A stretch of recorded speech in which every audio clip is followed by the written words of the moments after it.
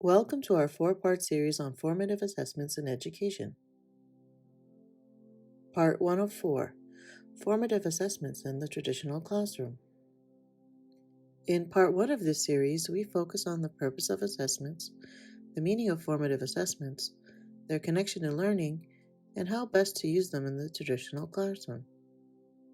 At the end of this video, you can sign up to receive our free guide on the types of assessments in education for building confidence in teaching and learning in the classroom. The purpose of assessments. What is meant by the word assessment? The root word is assess.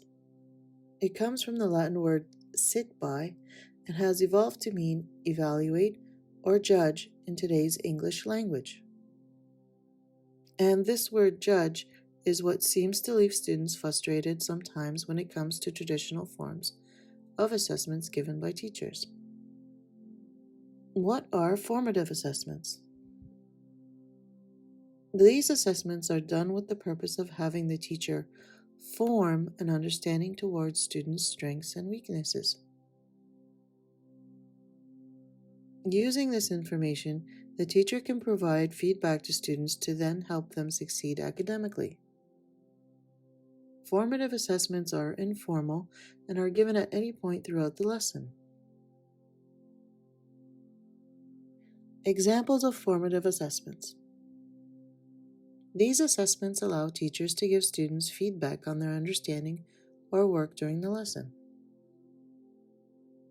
As for the type of formative assessments, they are wide-ranging from such examples as notes made from observations, questions and answers, asking students to draw images to show understanding, asking students to give topic ideas for projects, responses to classwork, oral readings, mini presentations, pop quizzes on a lesson.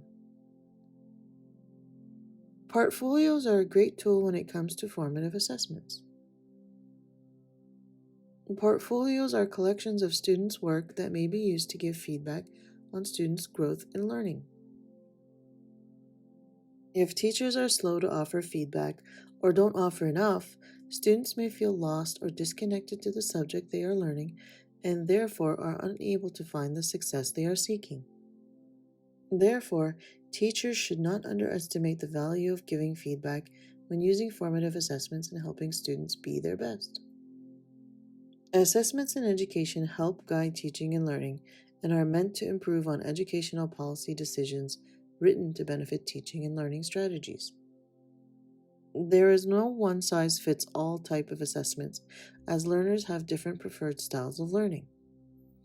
Therefore, it is important that teachers should be using a wide variety of assessments that accommodate the different learning styles.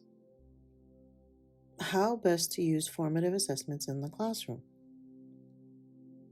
The best way to use formative assessments is to not make it known that you are using them. The students don't need to know that they are being assessed every step in their learning, as that may give them added stress. These assessments are meant for teachers to develop an understanding of their students, first as a group and then individually, so that they will know how to respond to each student or groups of students.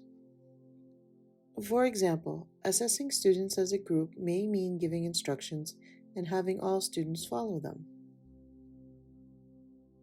Assessing individual students may mean you may ask the individuals questions as to what is happening in the lesson if they did not seem to understand parts of the lesson. In part 2 of this series, we will continue to look at their connection to learning and how best to use them in the online classroom. And for more educational videos on teaching and learning, please remember to like, share, and subscribe to Education Recipes for Learning. And until next time, keep learning and have fun. Thanks for watching.